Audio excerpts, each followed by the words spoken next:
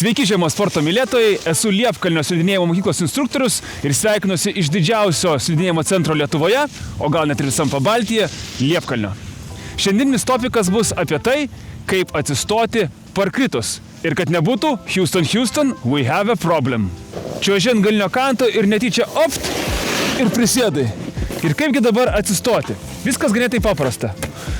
Lentą savo pritrauki arčiau užpakalio arba užpakalio arčiau lentos, vieną ranką dedi į nugarą, kita ranka tiesies į priekį, tarytum bandytum kažką pagauti, arba gali gauti lentos priekį ir stumdamas save į priekį, kilsi, stosies į viršų. Tai viskas atrodys maždaug taip. Opt. Ir važiuojam. Čiuoži ant priekinio kanto, vėl lygsvaros neišlaikiai, opt, parkritai. Kaipgi atsistoti?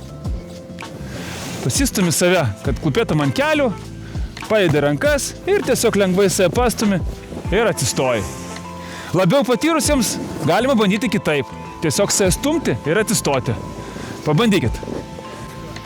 Na ir dar viena situacija, kai žmogus tiesiog parkrenta taip, bet nori apsiversti ant priekinio kanto ir pradėti čiuožimą ant priekinio kanto. Tai kaip mes tada elgiamės? Pritraukiam lentą arčiau, vieną koją ištiesiam į priekį, ranką pakišam po šlaunim, sukam pečius, keliam ranką, sukam lentą. Apsisukome, esam pasiruošę važiuoti.